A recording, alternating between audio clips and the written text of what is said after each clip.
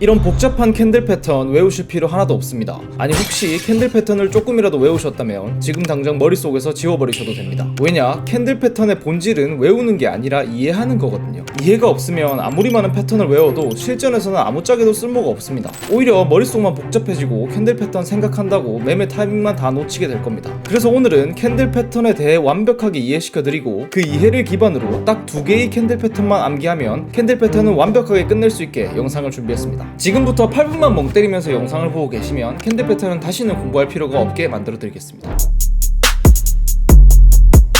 자, 간단한 테스트를 해보겠습니다. 여기 일반적인 양봉이 있습니다. 가격은 어디에서 어디로 움직였을까요? 네, 정답은 가격이 아래에서 위로 상승했다 라고만 생각이 나셨다면 무조건 이 영상을 끝까지 보셔야 합니다. 왜냐? 캔들 패턴은 그렇게 단순한 그림이 아니거든요. 캔들은 시가, 종가, 고가, 저가 이 4개의 가격 정보를 동시에 담고 있습니다. 그래서 우리가 캔들을 본다는 건 단순히 색깔을 보는 게 아니라 가격이 어떤 경로로 움직였는지를 읽어내는 겁니다. 시가에서 시작해 고가를 찍고 저가로 내려갔다가 종가로 끝날 수도 있고, 반대로 시가에서 저가로 먼저 내려갔다가 다시 고가로 치고 올라와 종가로 끝날 수도 있습니다. 이 2가지 경로를 머릿속에 바로 떠올릴 수 있어야 합니다. 이 2가지 경로 중 어떤 경로였는지 확인하려면 시간봉을 한 단계 낮춰서 보시면 가격이 어떻게 움직였는지 좀 더 확실하게 보일 수 있고요. 자, 그러면 이렇게까지 이해하시고 우리는 어떤 캔들 패턴을 확실하게 기억해야 하는지 알려드려 볼게요. 첫 번째는 꼬리가 긴 캔들입니다. 아래 꼬리가 길든 윗 꼬리가 길든 아니면 양쪽 다 길든 몸통보다 꼬리가 확실히 더 길다면 그 캔들을 주목하실 필요가 있습니다. 왜냐면 이 캔들 이후에는 차트의 방향성이 정해질 가능성이 높기 때문이죠. 어떻게 그렇게 될 수 있는지 이 캔들 경로를 분석해 볼게요. 우선 아래 꼬리가 긴 캔들입니다. 캔들은 시가에서 시작해서 고가나 저가를 거친 후 종가로 가겠죠. 그러면 가격의 움직임은 이렇게 됩니다. 즉 매도자가 가격을 끌어내렸지만 매수자가 그걸 전부 받아내고 올려놨다는 거죠. 그러니까 이 캔들의 의미는 매수자와 매도자의 치열한 싸움이 났었다는 뜻이고 결국 매수자의 승리로 끝났다는 거죠. 그럼 다음 캔들은 이 싸움이 승자인 매수자가 양봉을 만들 가능성이 높다는 걸 의미합니다. 그럼 위쪽 꼬리가 더 긴 캔들을 보겠습니다. 마찬가지로 이렇게 가격이 움직였을 거고, 이 뜻은 매수자가 가격을 올렸지만 매도자가 전부 막아내고 끌어내렸다는 겁니다. 그러면 이 캔들도 매수자와 매도자의 치열한 싸움이 났었지만 이번에는 매도자의 승리로 끝났다는 거죠. 그럼 다음 캔들은 이 싸움의 승자인 매도자가 음봉을 만들 가능성이 높다는 걸 의미합니다. 양쪽 꼬리가 다 길면요 이렇게 움직였을 테니 그건 그냥 한판 전쟁이 벌어졌다가 무승부로 끝난 거죠. 근데 이걸 누가 이겼는지까지 외울 필요는 없고요. 여러분이 외우셔야 하는 건 이거 하나입니다. 꼬리가 길다는 건 엄청난 싸움의 흔적이고 다음 봉에서는 그 싸움의 승자가 확실히 방향을 잡을 가능성이 크다. 그러니까 우리는 그 다음 봉을 눈에 불을 켜고 지켜봐야 하는 겁니다. 그리고 다음 봉에서 큰 캔들이 나온다면 그쪽으로 방향이 흘러갈 가능성이 높다고 보고 포지션을 잡아볼 수 있겠죠. 작은 캔들이 나온다면 더 상황을 지켜보면 되고요. 물론 이 캔들만 보시는 게 아니고 다른 조건들도 필요한데요.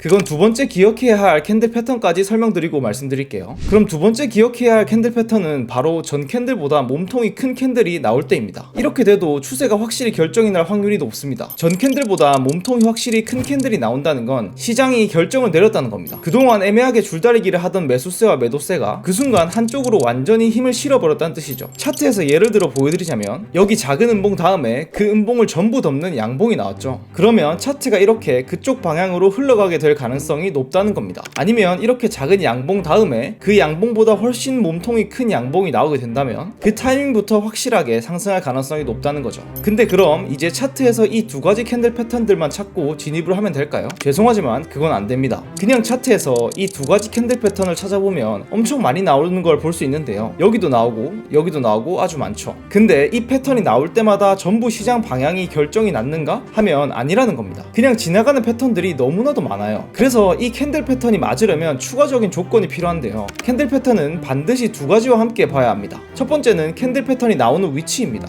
주요 지지나 저항 구간에서 이 패턴이 나올 때 비로소 이 캔들 패턴이 효력을 발휘합니다. 이 주요 지지나 저항 구간을 찾는 방법은 제가 앞선 영상에서 다 말씀을 드렸어서 오른쪽 위에 코린이 정주행 코스를 보시면 알 수가 있는데요. 여기서는 간단하게 설명해 보겠습니다. 주요 지지 저항 구간을 찾는 방법은 크게 4가지가 있습니다. 첫 번째, 차트에서 뾰족 튀어나오는 부분을 찾는 겁니다. 말 그대로 가격이 치솟았다가 확 꺾이거나 바닥을 찍고 튀어오른 자리들, 여기는 강력한 지지나 저항 구간이 됩니다. 그 자리에 사각형 박스를 그려 놓으세요. 왜 박스냐면 가격은 정확한 선 하나로 반응하기보다 그 선 주변 일정 구간에서 반응하기 때문입니다. 즉 지지 저항은 선이 아니라 구간입니다. 그래서 과거에 뾰족하게 터치한 자리를 중심으로 위아래로 약간의 폭을 줘서 박스를 그려주는 게 실전에서 훨씬 정확합니다. 두 번째, 추세선 긋기입니다. 많은 분들이 추세선을 어렵게 생각하는데 원리는 단순합니다. 고점과 고점을 이으면 하락 추세선, 저점과 저점을 이으면 상승 추세선입니다. 다만 중요한 건 최근입니다. 너무 과거부터 긋다 보면 지금 시장과 동떨어진 선이 나올 수 있습니다. 그래서 최근 가격에 영향을 주는 추세선을 긋는 게 현실적입니다. 그리고 추세선도 일종의 기울어진 지지 저항 구간이므로 선으로 긋더라도 구간으로 인식하셔야 합니다. 세 번째, 이동평균선을 지지 저항으로 보는 법입니다. 이동평균선 흔히 이평선이라고 부르죠. 단순히 추세 확인용으로만 쓰시는 분들이 많습니다. 하지만 이평선은 강력한 동적 지지 저항선입니다. 특히 20일, 50일, 60일, 100일, 120일, 200일 이평선 등은 전 세계 트레이더들이 공통적으로 보는 구간이기 때문에 그 자체로 심리적 벽이 됩니다. 예를 들어 상승 추세에서 20일 이평선까지 조정이 내려왔다가 반등한다? 그건 전형적인 눌림목 매수 자리입니다. 반대로 하락 추세에서 20일 이평선에 맞고 떨어지면 그건 매도세가 아직 살아있다는 신호죠. 참고로 저는 많은 이평선들 중 20일, 50일, 100일, 200일 이평선을 주로 봅니다. 네 번째, 피보나치 되돌림을 이용하는 방법입니다. 특히 0.5에서 0.618 구간, 이른바 골든존은 전 세계 트레이더들이 주목하는 자리이죠. 그래서 충분히 지지 저항 구간으로 볼 수 있습니다. 그리고 많은 초보분들이 피보나치를 작도할 때 실수하는 게 이렇게 올라가거나 내려가고 있는 그 사이를 끝점으로 피보나치를 잡는 겁니다. 피보나치는 한 파동이 다 형성된 후 살짝 반등이 나와서 주요 고점과 저점이 만들어진 부분에 그어야 유효한 구간을 잡을 수 있으니 참고하시기 바랍니다.